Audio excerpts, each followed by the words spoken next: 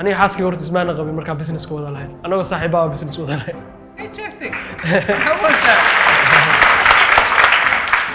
فيش كأنه وحوي أنا إنس كمبني سوماليدو أي كوفاني كرتو أو كوفية دنيا جارسين especially East Africa. وسببت مرضى كوفية وقد دقني مرضى أو سوماليدا دمر كسبيعية وقد دقني وسببت مجا سوماليدا واستعماله وسببت قف مركو كوب كقبته ودري ما يدقن سوماليا بس كوب دقن كسوماليا لكن كمتشرين مهرد أنا جهرتي متشرين مهرد يدو دتك أديكتان واتشالنج جريني واسكو خصبني wax dhiba kama marin dadku way ka badbadin karaan way dhigi karaan oo risk waa qaadanay laakiin maadaama dadka aad target gareynayna 90% ay dad dhalinyaro u badan yihiin oo dadka waaweyn oo kale maalintii 100 qof haday baydan timaado laba qof laga yaabaa inay 60 sano jir yihiin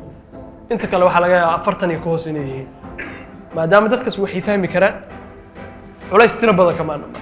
Soomaaliya kafee la soo baxa kafee leh miro qaxwa u soo baxa sida Ethiopia uu soo baxa Soomaaliya meel ka mid uu ka soo baxa waxa keenay qariibka inaysan aan la maal gashan waxa keenay in wada xumo jirto dadkii inay saaqoonti leh qofkii Soomaaliga maadaama uu ogeyn dunidii ma ogaan karto wuxuu ka baxa sanaag buu ka baxa almost 60 beerooda ku yaala qaxwaha boosaaso iyo laga cabo laas qorayo wuxuu ka soo baxa sanaag buu ka soo baxa malayna qof kastoo meesha joogo wuxuu leeyahay riyo wuxuu leeyahay sheeko qof nasiib uga dhabeeyaa qof ilaahay uu suurto geliyaa waxa laga yaabaa qof 60 sano isagoo jira inuu suurto gasho soo baydan waa riyooyinkayga kamid ah waa riyo xaaskayga leedahay waxay ka soo bilaabatay fikrad aan arday ah waxay timid heer ay guri ku shaqeyso jika guri ku shaqeyso waxay timid heer ay hal dukaan ku shaqeyso waxay maraysaa heer ay hadda leedahay 3 dukaan mid kale la furayo iyo meeshan labadeed leeg oo production center shaar Soomaaliyeed oo galis deegaanka waa inaa ku salaysid waaqic ka dhigtid sometimes waaqiciga xataa waa challenge gareyn kartaa sida baydan oo kale tusaale baydan qofku intuu yimaado hadduu rabo isagoo koob shaaha cabin oo biyo ka cabin intuu kursi soo qaato oo miis soo qaato oo computer halka dhigto oo internet ku xirto buu ilaa inta laga furo inta laga xiro fadhin karaa qofna uu sadeyn ka kac xir bax inna dhahay qofna ku dhihmay xataa intuu qof ku yimaado waiter kuma dhahayo maxaan ka gadaa special ardayda tay yimaadaan oo fadhiyaan maanta dhan ama qofkii fikirkiisa ka shaqeynay ama ka shaqeynay because waiter ba ma laha qof intuu ku yimaado ku dhahay maxaan ka gadaa oo ku dhibay maanta dhan ma laha qofku cabbi kara rabitaankiisu waa cabbi kara of course uu ka cabaya laakiin waxay u dhisan garaysan tahay oo u diyaarsan tahay in dadku ku shaqeystaan sometimes waxay noqon kartaa marka dad inay ku shaqeystaan way noqon kartaa dadna way ku shaqeysan karaan berigii hore xamar kafeega waxaan isla naqaanay qaabku ahaa iyo macnuhu lahaa laakiin nin baa fadhiistay oo fikiray oo isirin waxay u baahan tahay arrintan in dib loo eego dib loo qorsheeyo dib loo curiyo dhadhan iyo aragti iyo vision cusub lagu soo kordhiyo najiib iyo xaaskiisa amal waxay abuureen ganacsiyada ugu xiisaha badan leh ee ka jira Soomaaliya najiib iyo xaaskiisa intay fadhiisteen ayay kacdoon geliyeen qaabkaan u aragno kafeega waxaan idin soo dhaweynayaa saaxiibayaal idinkan rabaa inaad ila soo dhaweysaan asaasaha cafe house-ka ugu xiisaha badan Soomaaliya waxa ka xiisa badan intaydaan ogeyn oo ah intaan ogahay idina aan rabo inaad ila ogaataan siduu ku yimiday maxaa keenay goormuu fikirkaas yimiday siduu hirgalay siday uga timid ideada Bayden maqaaxi bixisa adeeg cafe oo ay u noqotay furaha dariiq dhan oo saxmada mararka qaarna ka saxmad badan dariiqa caanka ah ee Makka al-Mukarrama ila soo dhaweeya najiib soo dhaw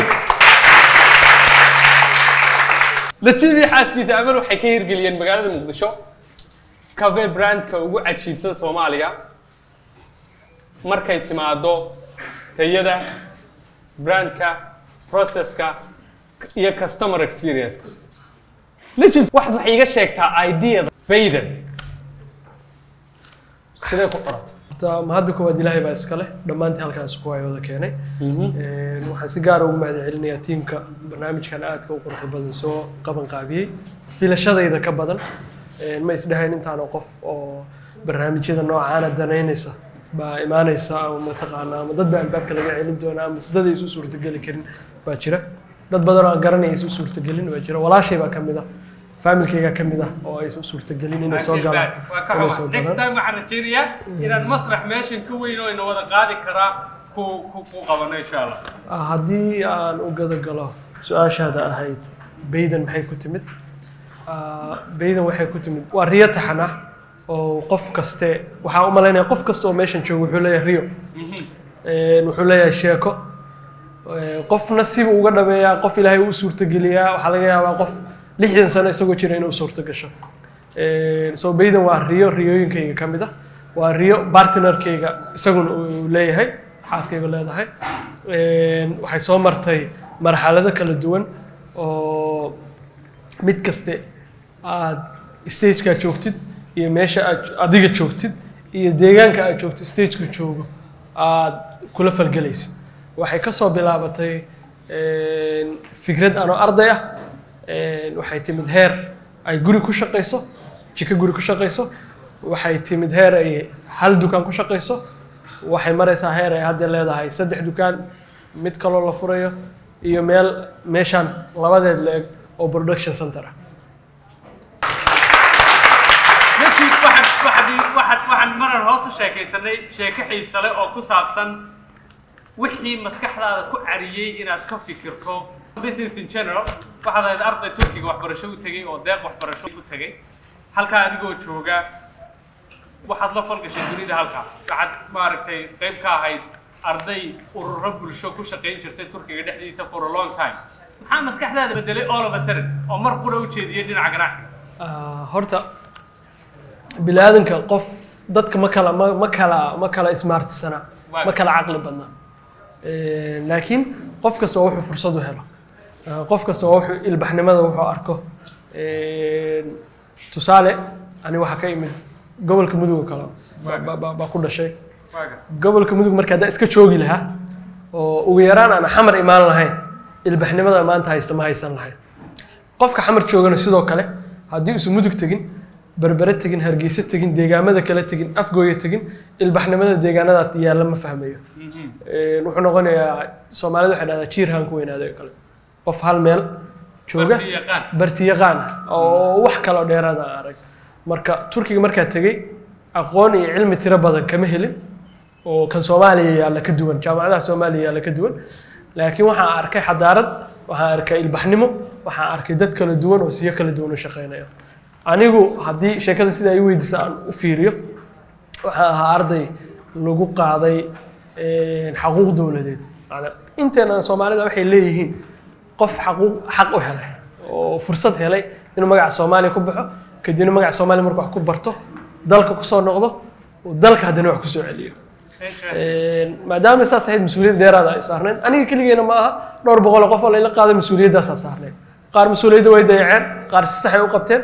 qaar wixii laga rabay wax ka badan bay soo saareen dalka ku soo celiyay iyagoo meel kala duwan ka eegaya marka waxa dareemi jiray mas'uuliyad ah in always dalka wax ku celiyo in qof oo bulshada u shaqeeyo noqdo ururada ka shaqeeyo volunteer ku shaqeeyo dadka isku keeno hamigayga inta jaam business ba dhiganay laakiin business mentality ma lahayn so ana jaamacadda dhigta markaas sidaas ku fikira organization istira badan ka shaqeeya marka waxbarashada dhameeyay aan rabay inaan dawladda ama u shaqeeyo ama inaan ururada maxalliga ka shaqeeyo oo dadka tawraad u fidiyo rabay maalmaha ka mid ah nin baa wuxuu iska baray nin saaxiibkay wuxuu dhahay ninkan wadanku ku cusub yahay Mareykanka ku yimid waa nin ganacsada xaaskiisana way joogtaa oo xanuunsan caawe ninkii sidii baan isku baranay saaxiib baan noqonay wuxuu ganacsade waa la sheekaysan jiray waxa ka helay life style-kiisa siduu u nool yahay ganacsigu waxyaalo ka taro xurriyadu ku nool yahay wuxuu gato qof ma dhahayo ninkan muxuu u gatay wuxuu rabo isband gareynaya kharash gareynaya nolol xurriyadu ku nool yahay laakiin marka bulshada ka shaqeynaysid sideedoo kale markaas bulshada ka shaqeynaya shaygan kasta waa la kantaroolaa meesha mar waa la kantaroolaya hotel qurux badan hadaa seexato waxa lagu leeyahay hotelkan qurux badan muxuu seexday xoolihii dadka way u ka seexday way waxaad ugan tahay shaar bulsheed maadaama ka shaqeyso social issue xoolihii dadka ku shaqeynaysa iyadoo dadka xataa ay dhaheen anaa mas'uuliyaddaas dareemaya ifan hadaa aniga haysta xataa waa dadku is dhahayaan marka waxaa ka helay lifestyle-kiisa habkiisa nololeed uu shaqeysanayo ganacsiyada soo u kantaroolay cidna uusan waxba weydiinay isagoo Turkiga jooga uu Mareykanka ka kantarooli karo shaqadiisa kaamirad ka fiirinayo waxyaalo process ka fiirinayo waxa xasuustaa markaas wixii baray Starbucks iska dhalinyaro ah waxa inta badan waxba kama cabi jiray anigu isaga ay baray isaga aad wax ka soo cabi jiray waa bartay businesska aad uga wada sheekaysanay oo u sheegay inaa business ku fakarayo wuxuu dhaana ku maalgelinaya daartina sameys fikradda la imo soo bar maalintaas wixii ka bilowday waxa bilaabay inaa business fikrada raadiyo wax business plan la dhahay inuu jiro anoo business dhigto oo sanadkii labaad maray baa maray markaas inaan ganacsi ku fakaro marka halkaas ka bilowday ninkaas nin aad u qiimo badan buu ahaa Gandhi baa la dhahaa Mareykanku degan yahay marka ninkaas sababteeda iska leh markaad aragtay Starbucks ma markii kugu horeysay baad qiyaasay markii ugu horeysay ma ahayn laakiin kuma xirneen okay isaga kadib baa ku xirnay then aragtida iyo la falgalida adeega Starbucks aragtay iyo processes-koodu maxay maskaxdaada ku soo kordhisay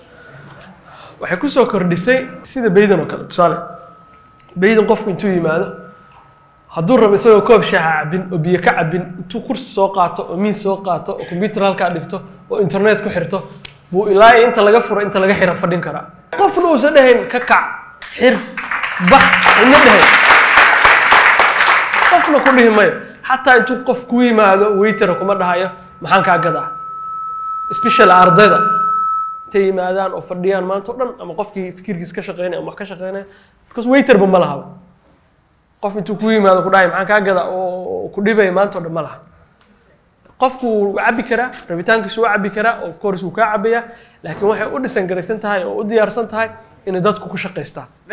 sometimes waxay noqon kartaa marka dad inay ku shaqeystaan way noqon kartaa dadna way ku shaqeysan karaan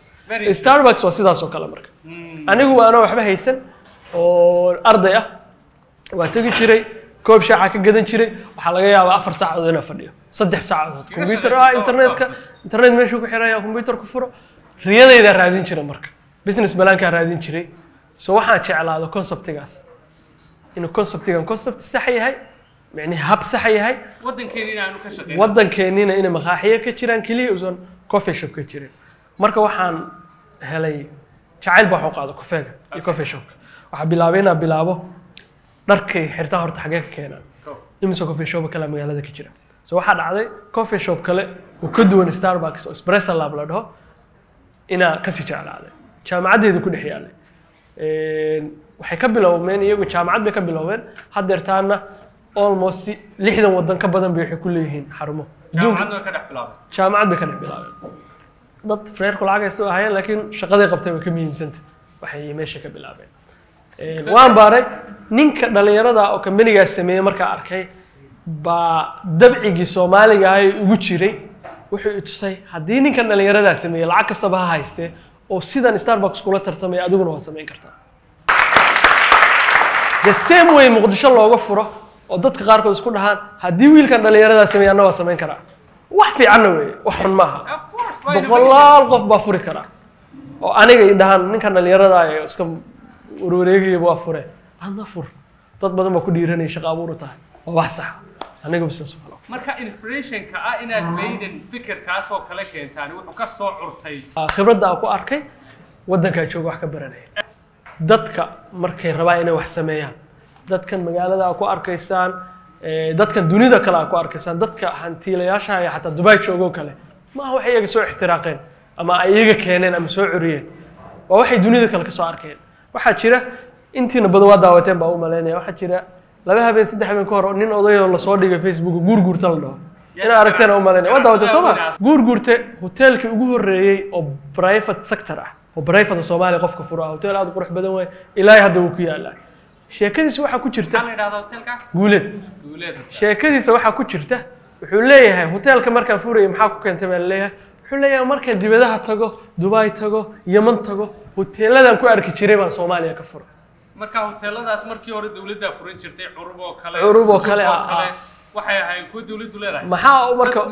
maxaa u fududeeyay inuu hotel guuleed oo saas u qurux badan sameeyo waa inuu safray oo meelo kala duwan tagay oo xadaarad kala soo arkay ma inuu dad ka caqli badan yahay very interesting marka najib ma la oran karaa curinta laftigooga ama innovationku mararka qaar ma baaha inaad maaragtay wax cusub oo jirin keento ee simply waxa weeyaan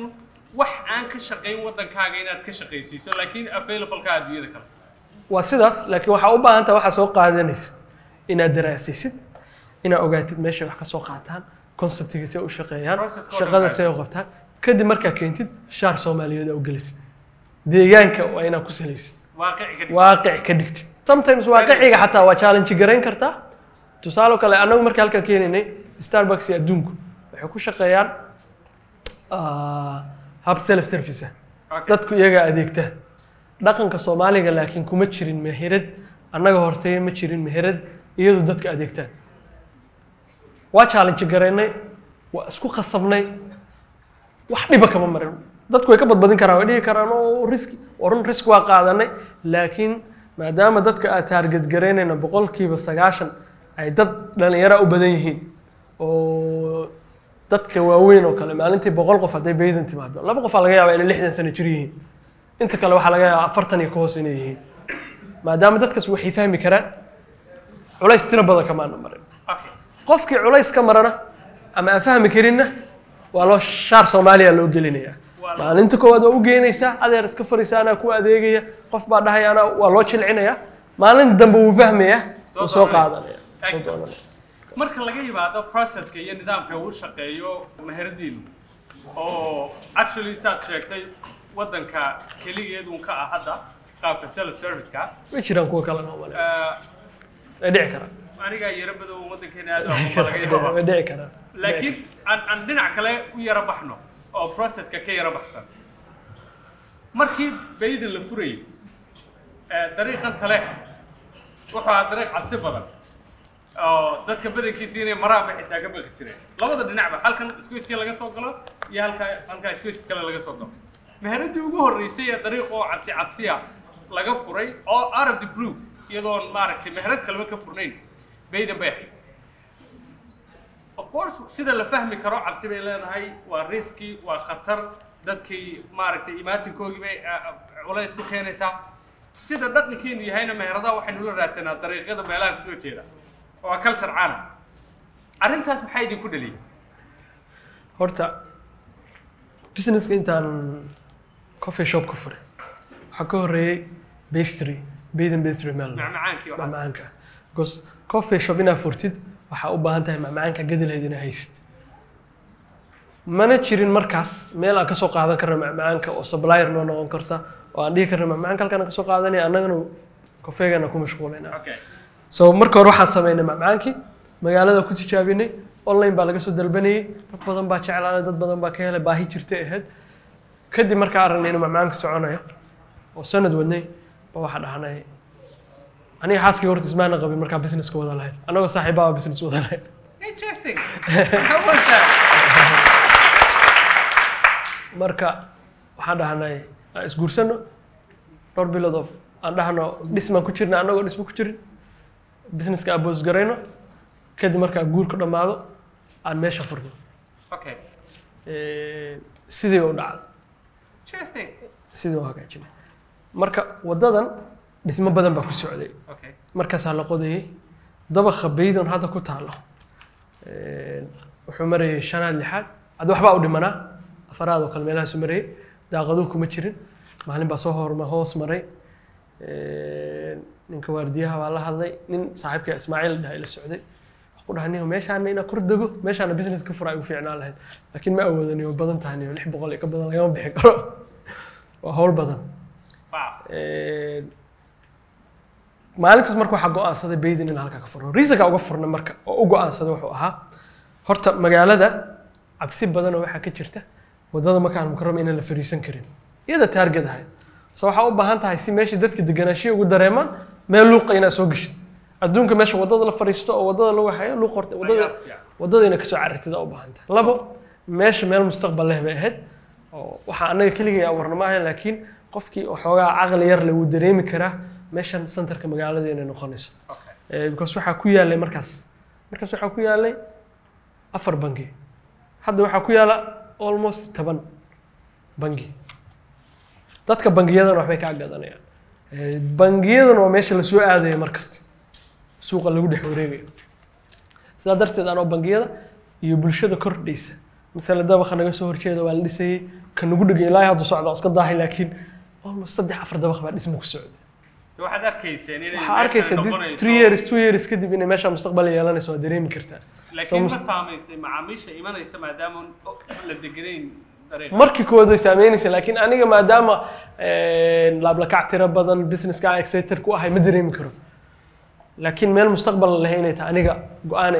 وما كشكين كتير. Very interesting. لكن مال وحي أهل مركه هورا لقى بقوة صح. إذا بيد سنة فرن بعوضة هرت هذا من مرحلة توجو حقوق عدن كرتي كل جيجا تشوفني مجدي أهد وضد تاريخ في عله معها قف وقت قيمة بدنا كل ما تجيس كذا ساعد على كل ما الله هنا حريسته وضحرنا أهد. لكن هذا ترى مجال هذا وضد وش دوه وضد وحق مالنا almost لا بقول يكون تنقف وشغالة بس بيحي أصلا شغل تكته وبريسك سميسة. وجوريها وجوريو وتلو حياته سوبر ماركت دوينا كم إذا كويله أولا كولين. محيط كدريسين إنسان هايدين مهردي وجوه الرئيسية لورا كرو طريقة يجا كم عابنو يبفرق. مركي تركي شو وحبرن شري وحالي شري دلكين وحكي بدله. لكن waxa kaliya aan loo sheegi jirin waxay ahayd sida uga bedelaysid so uma baahanid in horta dalka wax ka bedeshid waxa u baahan tahay naftaada in wax ka bedeshid waxa u baahan tahay gurigaaga in wax ka bedeshid luuqaaga in wax ka bedeshid magaaladeeda in wax ka bedeshid kadib dalka ay gaari kartaa so isbedelku maaha in hal mar dalka oo inta rogtid ana sir u keenaysid wax yar oo bedeshid baa waxay keenaysaa isbedel keeni karta sida darteed luuqan wuxuu ka mid yahay isbedelka dalka ka socda أنا وحنا مثلاً هاي contribution أما أنا كنت أصلا متكلم شرط مركب أو سكلنا هديله كسيفي عن لوقا وأحيانا كوبا أنا كثير بكرر business كقهوة صوماليا أوصل صعدة وحكوه ليه قهوة وحكوه شري business كلو كله شري مقاهي كشري ما دام يودين دو سوكوبيا قهوه بان كسو صارنا مقاهيدا gooni baa u istaajinay wuxuu noqday market kale abuurnay oo ilaa hadeertaan muqdisho aan ku koobnay oo boosaaso iyo meel kaste iyo mataqaana hargeysa iyo meel kasta ah oo dadku focus ku yihiin marka dhaqan buu noqday dhaqan ganacsi buu noqday kafeegu gaar u istaago isaga laga ganacsi sector cusub oo ku soo biiray ganacsiga Soomaalida very interesting markii hore sidaas uma sii caan ahayn ganacsiga kafeega iyo iibintiisa wili hadda caankii la rabay maaha hadda waxyaalaha qaarkood oo kala ku sharxo kale Soomaaliyada kafee la soo baxa kafee leh miro qaxwa u soo baxa sida Ethiopia uu soo baxa Soomaali meel ka mid uu ku soo baxa aniga way ugu cusubtahay ana aad ugu sheegay Soomaali way leedahay qaxwa waxa keenaya qariibka inaysan aan la maal gashan waxa keenaya in wada xumo jirto waxa keenaya meeshii inaysan meel mataqaana deegaamisanahay dadkii inay aqoonti leh qofkii Soomaaliga maadaama uu ogeyn dunidii ma ogaan karto ma maal gashan karto dunidii laakiin Soomaali qaxwo ka baxa wuxuu ka baxa sanaag buu ka baxa almost 60 beerood ku yaala qaxwaha boosaaso iyo laga cabo laas qorayo wuxuu ka soo baxa sanaag buu ka soo baxa maxay ahayn caqabadaha kala kulanteen hirgelinta ideada cusub because markii hore self service way nagu cusbaa oo sababta loo taga maqaaxiyaha iyo meelaha lagu nasto waa in aad dareentid in lagu shaqeynayo oo lagu service gareynayo fariiso maxaa ku keenaa lagu tutubiyo wixii maxay boqol minute la istaba dhigo mid aad ka doorato ideada in self service wadanku aan aad caanayn uga hayn ka hirgelisaan maxaa caqabadood kala kulanteen waxa jirta caqabada koowaad qofka Soomaaliga markii maqaaxi la dhaho wuxuu u bartay meel weyn buu u bartay oo xagga intuu kursi qaato xagga dhigto oo meeshuu rabo fariisan karo meeshuu rabo ku qaylin karo oo uusan dadka kala dan ka lahayn taas caqabad bayd maadaama culture-ka coffee shop uu wax kooban yahay meel kooban iska yar tahay dad kooban oo community-na iska imaanaya cabirkii lala qabsada cabir ka yar baa sameynay kan kale waxa weeye dadka Soomaalida waxay la qabsadeen waxay iyagu yaqaaneen wixii dunida lama qabsan sambuus bur bariis baasto kalluun malay waxyaalahaas la qabsan so meherad kastoo tago hadduu ku arko wax special ah ama khaas ah inay gadayso ana wax khaas ah gadnaa wax kooban baa gadnaa sandwiches macmacaan kafee waxyaalo yar ah koobna wixii hadduu ka waayo wuxuu isleeyahay qofkii waxaan meesha waxba ma yaalaan annaga challenge way ahayd laakiin gadaal dadku waxay ka fahmeen inaa inta wax kooban dooratid ama waxa ku mitidi kartid waxaasna hormuud u noqon kartid so trial kale aniga shakhsiyan any business aan galayo baydan kaliya hadda kuma jiro any business aan galayo waxa jecelahay inay hal meel oo kooban hal wax product inta u baxo halkaas wax oo product u dhaho leader ka noqonaya tusaale kale waxa kamid ah Chusta Pizzeria meel laha jirta Chusta Pizzeria ka hor meel pizza magaalada kaligeed gada ma jirin oo aan baasta gadin bariis gada hilib gada pizza kaliya gada pizza kaliya go'aanta wax kale ma ugu maanis waxa fiican marka business marka sameynaysid ina wax la dhaho Ingiriiska waxa lagu dhahaa niche ina meel qabsatid meesha ku mitid meesha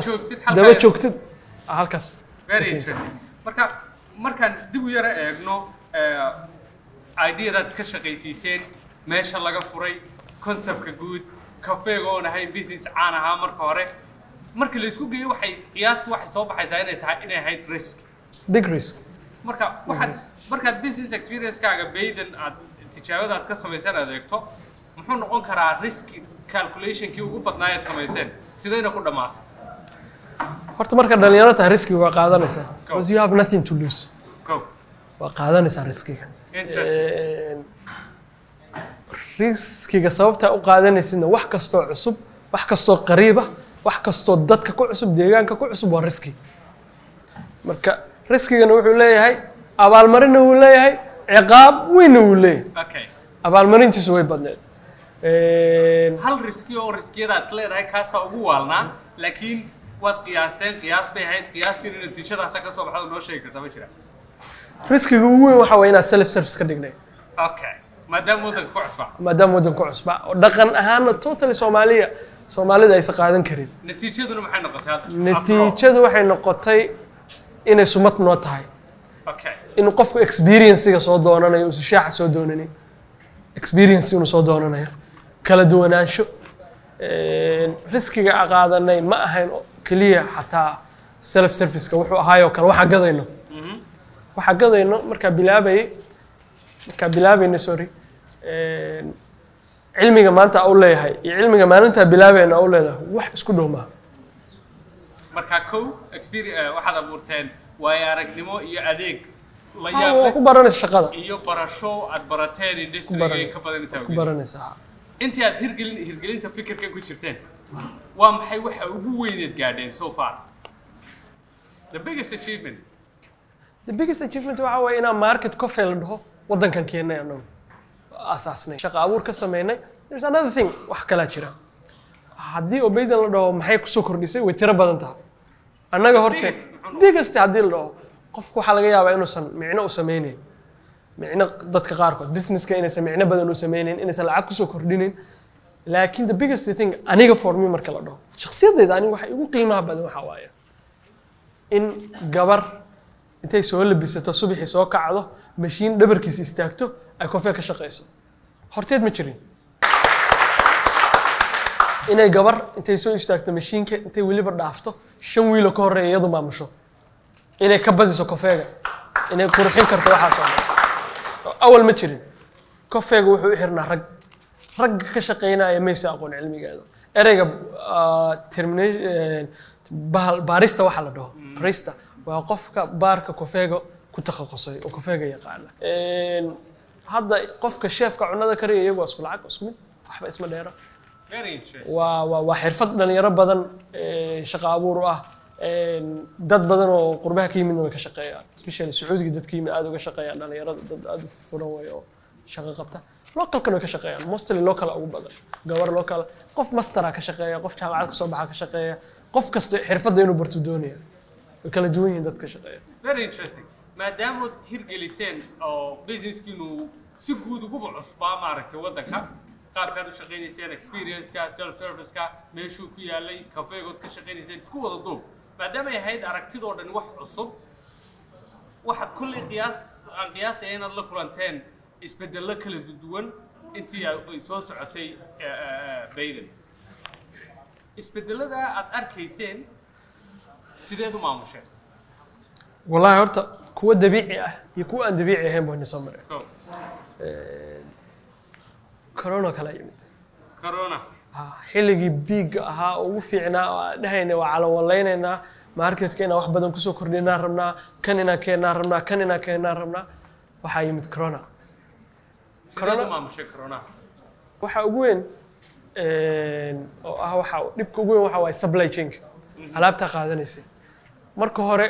aniga ka fakiray oo waxa is dhahayay wax aan waayi karto magaalada ka waayi karto magaalada waxa ka heli karto ka qaado wixii aad banaanka ka heli kartidna haddaa ka maarmi kartid waa ka maarmi kartaa haddaada ka maarmi karin kama maarmi kartid tusaale kale sayrabiska kofeega lagu sameeyo waxaan ka soo qaadi jirnay Hargeysa kamana Hargeysa ku yaala oo distribution ah aan ka soo qaadan jirnay diyaaradda la soo saari jiray diyaaraddu way istaagtay corona wuxuu sababay in diyaaradda istaagaan heer waxa gaarnay dhulka la soo mariyo dhowr ilaa Hargeysa dhulka soo maro waxa timaaday inuu cudurkii aad u faafo waxa ahayn social responsibility ahaan waxa ay kambanigi ugu horeeyay oo joojiyay servicekiisa oo dhaha waa xirayna kuraasta waa ka qaadayna cidii rabta adeega ha timaad ha qaadataa baxdo anaga ugu horeynay tusaale ahaan waxayna ahayd wax oo mas'uuliyad naga saaran tahay inaan ganacsiga ka doorano dadka badqabkooda very interesting markaad eegto industry-ga aad ku jirtaan waa industry aad isku bedelay dhinacyo badan markaa ka eego kow aqoonta kafee samaynta dubistiisa supply chain-kiisa dhoofintiisa ama soo dhoofsigiisa samayntiisa si looga dhigo wax la cabi karo oo maaragtay lagu faakaysto waxaasoo dhan aqoon iyo curin baa ku socota si joogtaa inay isku sii bedelaysa mustaqbalka industry-gan markaad eegto maxaa kuu soo baxay maxaad aragtaa horta waa su'aal aad u qiimo badan laakiin weynta meesha ka soo bilownay iyo meesha hadda joogno aad bay u kala fogtaan mar kastana waxaa focus garaynaynaa oo aad uga taxadaraynaa ilaa beerta ilaa koobka inaan maamulno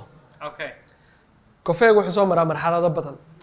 oo saameyn aad u tiro badan leh waa la beeraa sida loo beerayo waa in laga taxadaraa qorraxda heli waa in laga taxadaraa wuu soo go'ayaa gooyntiisa waa gooni fermentationkiisa waa gooni washingkiisa natural miya mise washing waa la dhaqaa qorrax mirihi markay soo go'aa in la dhalaayo waxaa loo baahan yahay qorrax loo dhigo u qalalo ma natural u marayaa ma washer u marayaa ma machine lagu waxaynayaa waxaasoo dhan waa control kartaa adigoo supplierka ka soo qaadanaysa kofeega aa fiirinaysa waagi hore annaga kofeega maana dubi jirin hadda annaga dubna so waxaa ka soo qaadanaa hadda tusaale kale Kenya ka yimaada Kenya qofka ka soo qaadno wuxuu xiriir la leeyahay beerta waa ina beerta aniga waxaan rabaa ina beerta toos aan ina xiriir la yeesho hadda ma joogna heerkaas wax badan aan dhexda ka bixi karaa kofeega markaa helno soo qaadno annaga mas'uuliyadiisa qaadana annaga dubna isagoo cagaara dubna madow u noqdaa go'aan waxa ka gaari kartaa medium ya ka dhigaysa dhexdhexaad madow ma ka dhigaysa daag ma ka dhigaysa cilmi tiro badan buu leeyahay oo aad u tiro badan cilmigaasna waa inuu qof kamid ah dadka ama qof ajnabi ah barta anigu kale waa aqaana dad kale ka shaqeeyo way yaqaanaan way koobayin dadka yaqaan normal waa cilmi aad u weyn oo markaas waxaan jecelnahay in anaga is-jikeed garayno qofku wuxuu ka shaqeynaya u barto u yaqaano si marka u dabagalno adduunka isbedelkiisa qaxwaha ku socda annaguna horumar uga sameeyno waxa u baahan tahay inaad la socotid social media-da akoono badan follow garaysid newska follow garaysid meesha ay wax ka socdaan ogaatid dadka isbedelka ku sameeya qaxwaha adduunka inaad la socotid eventska inaad ka qayb gashid inaad safartid dukaamo cusub inaad booqatid adduunka maxaa training-ka ah maxaa ka socda maxaan ka socon waxaasoo dhan inaad ogaatid سفر وباهي هاي واحد ترى بدن وباهي سؤال عن ربي بعدي سو قاعد ترندز كانترناشنال ترندز كا كوساب سن كافيغا سيدو جوارتان سيد سو كلا دورتان فور اكزامبل waxaa jira aqoon cusub ama farsamo cusub oo kusoo korodhay samaynta iyo process garaynta cafe beanska sidee ula socotaan sidee uga faa'iidaysataan sidee u kala doorataan waxa wixii cusub waxa ka arki kartaa digital ahaan oo arki kartaa ama adoo waddan kala tegay baa arki kartaa okay waxa u baahan tahay inaad practicalisid fiirisid sidee waxaan u socdaan sidee lagu keenay qofkan muxuu isticmaalayaa biyaha muxuu ka isticmaalay kan muxuu isticmaalay koobkee isticmaalayaa muxuu soo keenay daraasad markaa ku samaysid haddii deegaankaaga ay ku soconayso waxaan waa samayn kartaa waxyaalaha qaarkood waxaa laga yaabaa inay hype yihiin exactly in real haynba on real hay waa ka gudbi kartaa laba maalmood soconayo ha waa ka gudbi kartaa okay su'aasha taa iigu xigtay aan rabo inaan kusii durkaa waxa weeyaan in baydan ay noqoto successful cover brand hana qaaday oo waddanka yaala saddex shay oo is leedahay sabab bay u ahaayeen maxay noqon karaan saddex shay iyo ka badan bay u noqon karaan number one horta waxaa weeye local in ay baydan maal gashatay localka yacni tusaale oo kale hargeysa waa taqaanaa hargeysa coffee shopska ku yaala 99% qofka kofeega kusoo sameynaya waa Kenya even muqdisho way ka jiraan so anaga waxaan sameynay qofkii Kenya ugu fiicnaa dadkii ugu fiicnaa baa keenay 1 month buu joogay xirfadii baa kala harnay waa fasaxnay dadkii localka ahaa oo deegaanka ahaa oo muqdisho digna oo Soomaalida ahaa baa cilmi iyo xirfad yeeshay iyagii baa ku kala sii baray anagii baa baranay so number 1 waa ina cilmiga dadka deegaanka amaal gashanay second waxa weeye inay wixii yihiin wax innovative oo dalka ku cusub hormuudna u noqonay kan saddexaadna waxa weeye in aan bulsho abuurnay so baydan normally dadka yimaado mostly waa bulsho waa community waxa laga yaabaa dadka subax yimaado dhan qofka ka shaqeynaya uu yaqaano halkaas markuu soo galo experience-giisa wuxuu u baahan yahay kiimiya ku sameeyaa community ahaan inay tasaa qofka maanta ka fikiraya in 4 sano 5 sano ka hor halkii aad joogteen iyo saad soo bilowdeen inuu wax u bilaabo gaar ahaan industry-ga aad ku jirtaan soo galo saddex shay aad kula talinayd saddex dhix ma laakiin intaan ka garanayo sheegaya free list horta dadka waxay u badan yihiin normally markay rabaan inay shaqo abuuraan ama business abuuraan laba qaybood qayb waa kuwa marka ugu horreysay business ganacsi abuuray oo aanoo kala okay oo xirfad badan aan lahayn hanti badan aan hayn shaqadii ay qabanayeen markaas hadee laga yaabo ama inuu hore ugu soo shaqeeyay ama inay bilow tahay qaybi waa dadka qaybtaas waa qaybna waxa laga yaabaa waa ganacsade lacag badan ay haystaan sector-kan bay waxay ka arkeen inuu faa'iido badan leeyahay lacagti maadaama ay haystaan qof kasta way gadanayaan kayaan ay u yeerayaan kan ay u yeerayaan qofkii xirfadda lahaa bay u yeerayaan shaqadan jacayl iyo baashin iyo kuma ah waana si sax qofkaas lacag inuu sameeyo ka shaqeynaya qofka marka anigoo kale ah oo u badan dadka halkan jooga kaasaan talooyin siinaya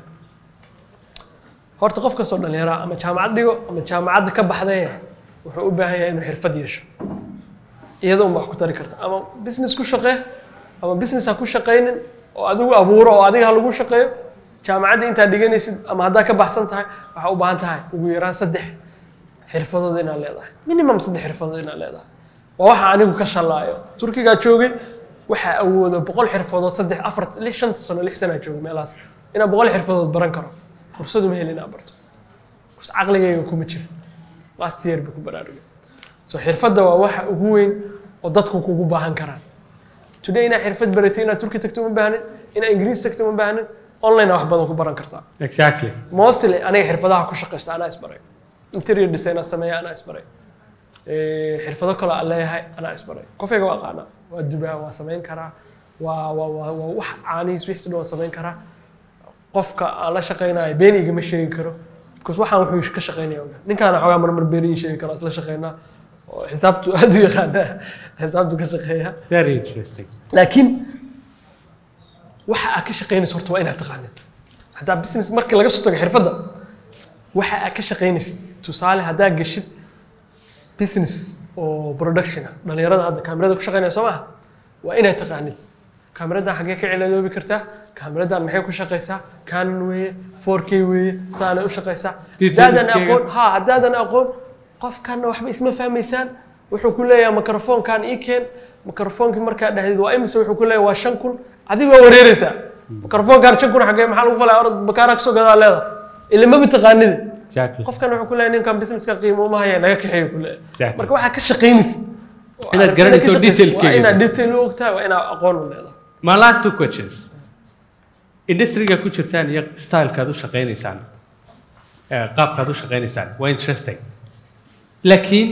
wuxuu u baahan yahay tababarid iyo la qabadsiin joogta qaabka adeeg bixinta iyo customer experience-ka noocaayna inta badan tadawur baa ku socda isaga laftigiisa uu horumaraya qaabkan dadka ugu adeego sideed u suurta gelisaan in shaqaalihiinu uu consistently si joogto ah u dul joogo qaabkaad rabtaan in loo adeego horta sida ugu badan 100% wax kasta ma noqonaya sometimes wax way khaldami karaan aniga ahaan hadaa u fiiriyo shaqaalaha tababar waa la siiyaa waqti dheer tababar way qaataan waa la baraa tababaro idinku aad samaysaan oo nashqadeysaan okay tan labaad waxa weeye qofka qaadanaysa horta inaad ka taxadartid waa inaad dabcigiisa fiirisid qofkan birim kula soo joogi kara qofkan qof horumar raba ma yahay qofkan jacayl waxaan u qabaa shaqada aan ka shaqeynayo qof dad inuu adeeg raba ma jira qofka waxa ku dooranaysa marka inaad iska fiirisid tan kale waxa weeye qofku inaad sida dameerka ula xisaabtantid qofka kufeega special ka shaqeynaya qofka xafiiska fadhiyo waxa laga yaabaa maadaama uu dad la macaamileen oo maanta oo dhan dad customer ay soo iimaanayeen inuu ka hawris badan ka shaqeyn karo laakiin qofkan kale oo kafeega shaqeynaya 8 saac ka badan hadduu shaqeeyo dabeecadda ka tagaysa service-kiina wuu xumaanayaa normal magaalada awal waxa la shaqeyn jiray 8 saac in ka badan 12 saac 14 saac la shaqeyn jiray laakiin anaga waxa la shaqeeyaa 8 saac iyo 1 saac oo break ah 9 saac qofka shaqada jooga laba shift way marka waxa ku talagalay inaan laba shift horta ka dhigno waa qofkii waqti ku filan uu shaqeyn karo isagoo shaqadii nicin oo problem badan qof dadka soo kala gaarin macaamiishan isku dhicin uu ka tagi karo shaqadii because waa la taagnaana fadhi ma laha waa shaqo aad u dhib badan waa dhabarka ka xanuunaya shaqo fudud ma anoo ka shaqeyn jiray waa la taagan yahay inta badan taagan yahay Soomaalida inta badan xataa dulqaad badan ma jiro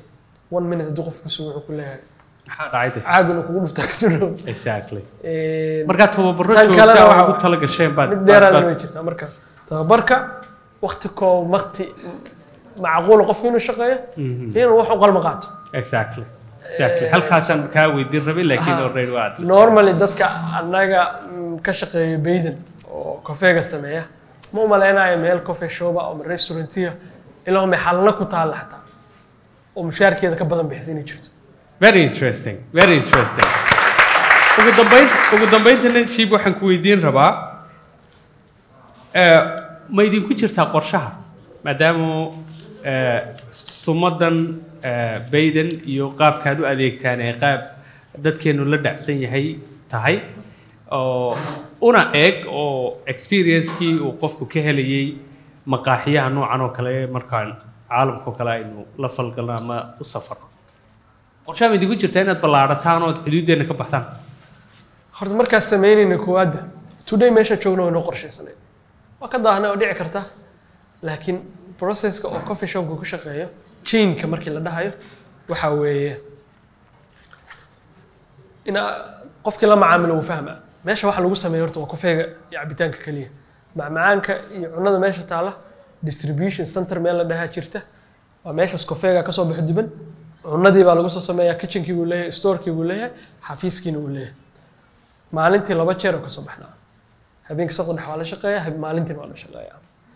subaxii iyadoo fresh soo baxaysa haddana duurkii iyadoo fresh soo baxaysa wixii ilaa galab ilaa habeen la cuni lahaa haddaad maanta taleex ka cuntid iyo haddaad masjidka cali jimcaale ka cuntid iyo haddaad laba dhagax oo hadda ka furayna ka cuntid inta waa isku dhadhan hal meel waxaan ka soo bixin okay so meesha maanta hadda joogno waa waxa soo qorsheenay inaad dunida tagnana waa wax maalintii koowaad qorsheenay because of magaceena markaa ka fakarayna waxaa ka fakarnay inaan horta Soomaaliya ka bixi karno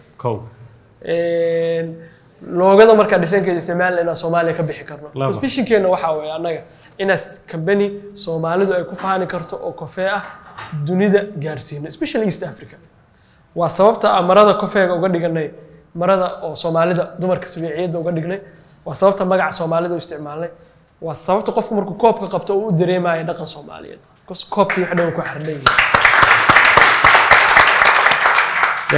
إن شاء الله وحرجين إن هدي أو إلهي سوت قلنا وقد دقو إن كينيا إيه مجالين كله سبيشال هرجيسو كله إن تجنو كينيا تجنو هدي مالك كلنا لقى صد البدن نحن فرانشايز بحساب فرانشايز كله very interesting هذه يا قوم ما تنتهي